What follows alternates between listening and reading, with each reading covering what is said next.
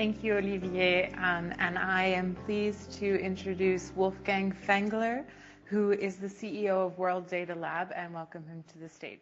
Good morning, everyone. Some of you have many friends here in this room because this was my home for almost 24 years. So it's nice homecoming. But for those of you from the World Bank, there is also life after the bank. And we are proud to have actually a spin-off from the World Bank, or a startup, that Homi Karas, who is a previous chief economist here in the Mitzboss, by the way, at that time when I worked with him. And I founded it, but also Reshma Shorosh is here. She was also previous World Bank staff. And what we tried to create is the World Bank with an injection of tech, or of Silicon Valley, but also a bit the community that the IMF and Paris 21 represent here. We are now actually quite a large team that has a global footprint with a strong focus on Africa, and nice to see also the Yusuf from Rwanda here, the Ghanaian colleagues, because that's an area where we'll do more of in the future. Just recently did actually a training capacity building with Paris 21 in Rwanda, but also, as I mentioned, Homi is here, and we have staff around the world, and now 60 in total that are representing 23 nationalities. Some is similar to the World Bank, some is different. The difference is much more quantitative, much more AI type, so to say, much more mathematicians and software engineers, but still some of like us who try to bring things together and tell some data stories, which I'll do with you now. As I'll walk you through the three big questions in life: how long will I live? How much money will I earn? And can the planet be saved? That will be my structure of my session. I want to start with a degree of humility. Many of you lived through the 70s, 80s, 90s, and were confronted with population growth. And so let's just see what people had to say and what they have to say now about population growth. You see actually how population is growing. We got 3 billion. And then some guy said something. This is, the voice is not there. Sorry, we need a tech person. I'm not sure, do you know the guy? Remember him? It's Paul Ehrlich. It's very difficult for me to picture things holding together for more than another decade or so. So he said that actually we will collapse. Now we're 8 billion. I think the biggest problem the world will face in 20 years is population collapse. So it's just a simple contrast of quotes. The guy at 3 billion said we have too many people, and the guy at 8 billion says we have too few people. The first guy is wrong. The second guy is partially wrong, because it will actually still be growing, and there will be market incentives that really will create incentives to make us live longer, that's AI, but also have then eventually more children, although that will take 50 years until that will help. But I want to just give you that perspective that 30 years ago we thought we will collapse, and we are all better off now, also thanks to the work of international organizations, and now the narrative is different. So in World Data Lab we create a few things, and I'll show you how we use AI. But among the things we create is what I would call cool, interactive, playful data, which is not just helpful for our children, but I think for all of us, because it helps us get quicker to the point and create narratives. So how long will I live? You can check it out. It takes 3 seconds, and you get a number. I used you guys' neighbor here now on this, which is a lot in debate here on his age. And it's actually quite interesting to know how long Joe Biden will live. For those of you who know, he's born on November 20 in 1942. The first interesting fact is actually, if you line everybody in the world up by age, he's very close to the $8 billion mark. I think by the time of the election, he will have reached the 8 billionth person. So then there's only these 100 million or so left that are older than him. But we have a world of more than 8 billion now. That should make us remember here as well. 8.5 years. So he should survive the term if he is of average health, with average health care, if you guys want to elect him again. If he was running in Ireland, where his family is from, it's actually less. So interesting insight, US typically has lower life expectancy than OECD. For guys like Joe Biden is a bit better, because if you reach that age, you survive that long, you get actually quite good health care. Japan, though, is even longer.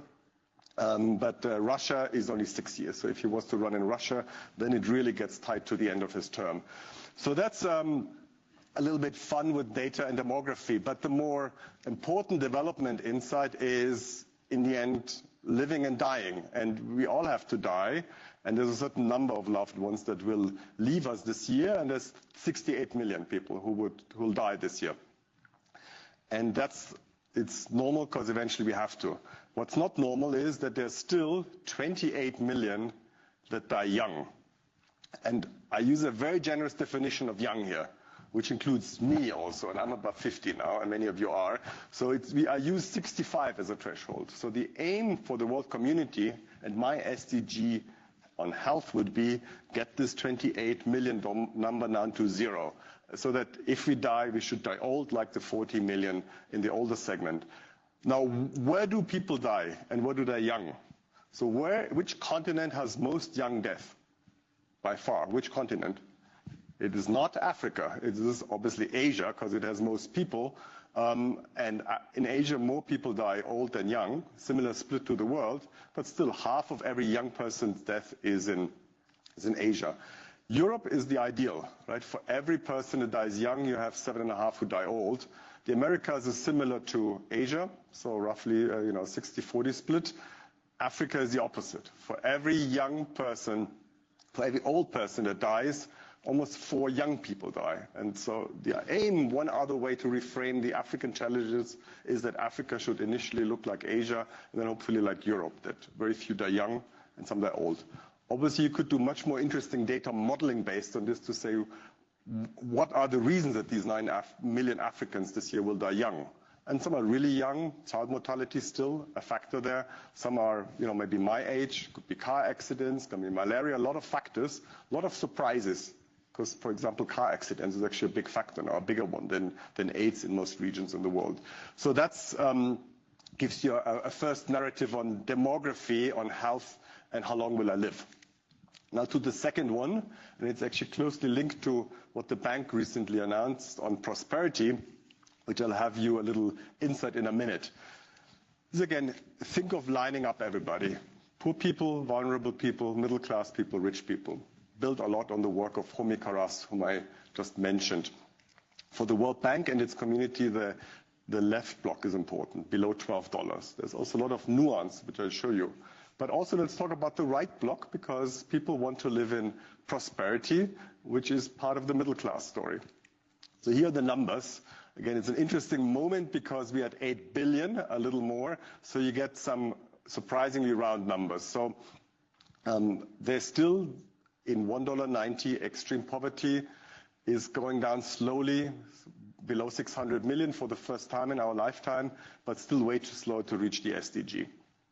3.5 billion almost were vulnerable, which we define poor in our OECD context. And then starts the middle class, and here is our estimate for people living in prosperity, almost 2.5 billion. It's actually the bigger block on the right side, but also $25 is still a moderate threshold that the World Bank has announced, which wouldn't apply to most Americans, but to people in emerging markets and around the world, it is a proper reference. So these are the numbers. So let's add them up. Almost 600 plus 3.3. Sorry, somebody wants to make a picture, but we'll do it later then. What's the number on the left side is actually 3.9 and 4.1 on the right side, which means the first time ever, and you're part of witness of this, that there's more people that live in decent life than those who don't. And that's again an achievement of many of you in the room and all of the countries and communities you represent. And on the right side, you have the blue blocks, which is the prosperity block, which is also growing. And I can calculate and visualize for you, and we did this just for this event as a little mock-up for you, visualize how many people actually are in prosperity and how it is changing. And it's actually changing by roughly 2 more people per second. And these people have different ages, different countries they represent, and it is, as you can see here, a lot of Asia. If you go to 2030, 2.9 billion people in prosperity, and then we soon will reach the 3 billion threshold. It will, though, however, take a generation to have what you could call prosperity dominance. So in 25 years, that's our current projection, there'll be more people living a prosperous life if you use the bank's new definition than those who don't. But again, think about it. 25 years, pretty short, right? We just had 2000, now we are here, 2025 almost. So 2049 is not that long, and I know the bank and others will help to accelerate that process to more prosperity. Now, what has this all to do with AI? And there's obviously a lot of has been talked, and Olivier did this very nice comprehensive summary before me. So I'll show you how we use it and how it connects.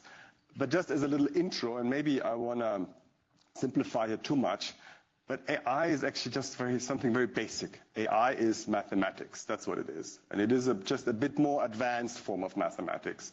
And the question is, how can you use mathematics, modeling, and new types of data? How can you instill mathematics in things we haven't quantified before? And how can you make sense of it? And that's what we have been trying. And there are 5 areas where this aspect is critical. One is there's a lot of countries, actually there's missing spending, there's a lot of missing spending, so to say. So many countries, people in the surveys don't tell the truth.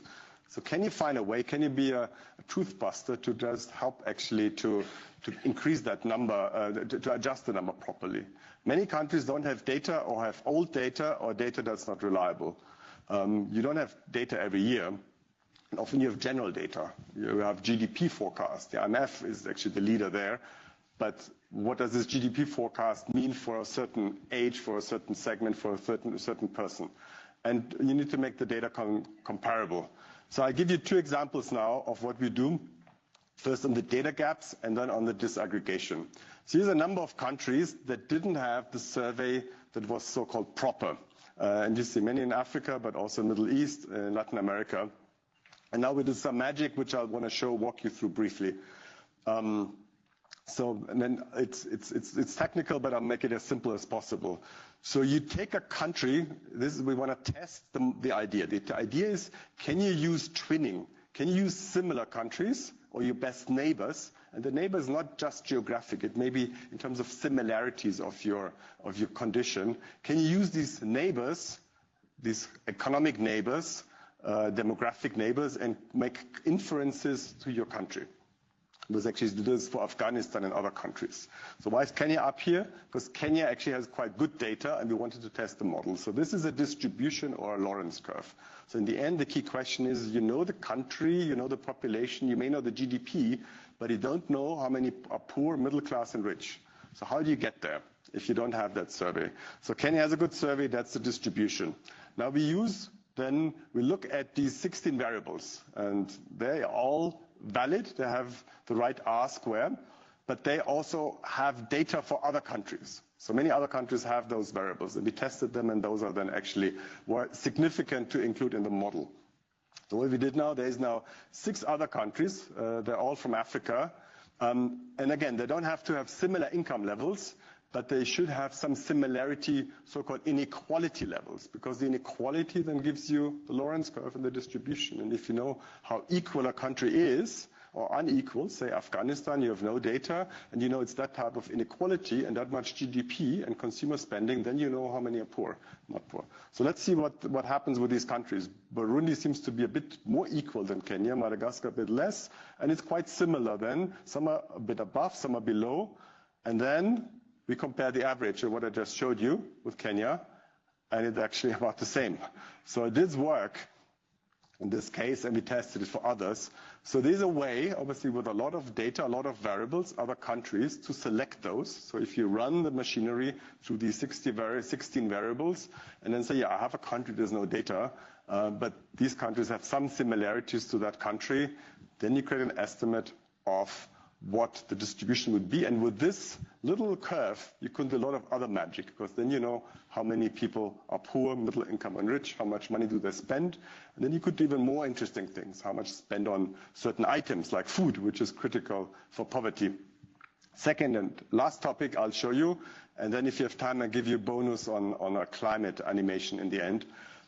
So we often have country data, but we want to have county data or building block data. And so I give you a Germany example, and I give you a Colombia example. So I'll not go through the method, but I'll animate it. So there's numbers for Germany. Again, poor, rich, old people, young people, people who buy groceries, people who buy beauty products, any type of product, you have numbers. You can break it down to Hamburg, and then you break it down actually to within Hamburg and create a distribution by hexagon. quite interesting that hexagon is actually the new metric in that field. It's not building square. It goes back to Uber, who invented that. It actually is easier for data storage, and also it curves a bit better because the world is curved. And so you have hexagons. These are 350 times 350 meters, and you see actually where was a bit more wealth in Hamburg and where less. The same goes for a neighboring city, Lübeck. On the left side, you see the population distribution. On the right side, you see the money distribution, and you can really zoom in, and we have a street here. For those of you who speak German, Lübecker Hansestadt, Kronsdorfer Hauptstraße. It's a bit an outside, it's a bit a banlieue, you would say in French. And there's 52 people in the building block, 15 households that spend $1.2 million. And actually, we're working with a retailer now to tell them also how much they spend on groceries of these 1.2 million. And if you know these numbers for these pixels, you can actually make decisions on where to place your shop, where to, expand your shop, where to, add new variety. But the same applies to poverty, the same applies to social protection. It is this example, which we had actually jointly with Paris 21. This is the poverty map of Bogota. And it's quite varied, it's quite nice. So some areas have 20% poverty, others have higher. And with a similar technique, you can make it more granular. So it's from roughly 50 units, I think we went to 1,000. And that's what you then see. So you see much more nuance within those districts that had high or low poverty. And again, allows for much more targeting. If you then inject a similar machinery that I explained before, knowing about the characteristics, the other characteristics that are related to poverty, and then run the model and make always sure it still adds up to the same number. If somebody asks you, what is the magic of what we do? Adding up constraint. So two key things to remember. Missing spending, because that's really important. And we'll have a session now with Haishan and Indemit, because there's so much missing spending. And you need to put it in so you can get better numbers on poor middle class. The other is adding up constraint, making sure everything adds up. But adding up means also by age. The 60-year-olds need to always add up across these pixels. The poor ones have to add up. The poor 60 ones have to add up. All of this is mega Sudoku, which basically you can even visualize through these squares here. Good. If you give me 3 minutes, I'll give you a final portion, which is the big other question that is now, since I left the bank in the entrance, can we not just end poverty, but also live on be on a livable planet, end poverty on a livable planet, which links to climate change. Last year at the spring meetings, we had the global launch of the World Emissions Clock, which again, similar idea. You can model in real time how many emissions we are all contributing to and where they're coming from, which countries and which sectors. And what's quite interesting, and that's links to the World Development Report that's coming out soon by Haishan and Indamit's group on middle income, is let's map these countries not just by income, which we all know, right? And we always celebrate or announce as World Bank to say when a country is graduating to middle income, graduating to high income. These are quantitative thresholds. But nobody has yet done quantitative thresholds on emissions. So to say, what is actually a low-emitting country? We always talk about total emissions, or we talk about the temperature change, but not, is Rwanda actually a low emitter? Is South Africa a medium emitter? Is the US a high emitter or not? And now you can do this, and you see the numbers. The threshold is 5 tons and 10 tons per capita, and I'll explain in a second why.